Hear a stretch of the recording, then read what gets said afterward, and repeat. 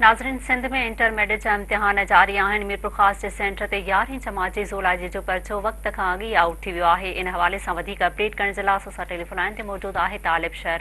जी तालिब, update कजो।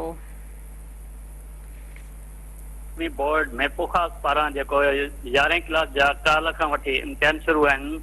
अॼु जेको आहे 11हीं क्लास जो जीअं ई पेपर क्लासनि खां पहुतो त उन खां अॻु में 10 मिंट वक़्त खां अॻु में आउट थी वियो आहे।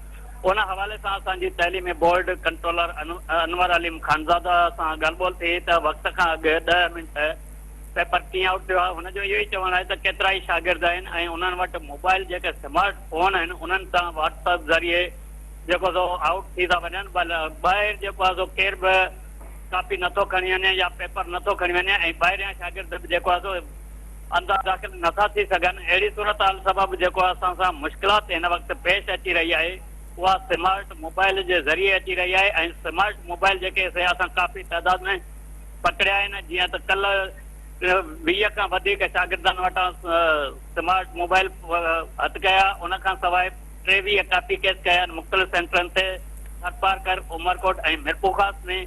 जॾहिं त कापीअ जी रोकथाम लाइ जेके 30 इन्विजिलंस कमेटियूं आहिनि उहे मुक़ररु टाइम ते पहुचनि थियूं, लेकिन उन में कुझु कमियूं कोताहियूं आहिनि उहे इंशाअल्लाह जल्दी दूर कयूं वेंदियूं। होॾां सिंध हुकूमत जी इहा ई दावा आहे कि त असां कापीअ जी रोकथाम लाइ सख़्तु क़दम खया आहिनि, लेकिन उन मां अंदाज़ो लॻाए सघिजे थो जेको वक़्त खां 10 मिंट अॻु में पेपर आउट थी सघे थो त उन ते जेको सिंध हुकूमत कहिड़ा क़दम खया आहिनि उहे साबित जेको आहे असां वटि मौजूदु आहिनि। जी, अपडेट करण जे लाइ तालिब, अव्हां जी महिरबानी।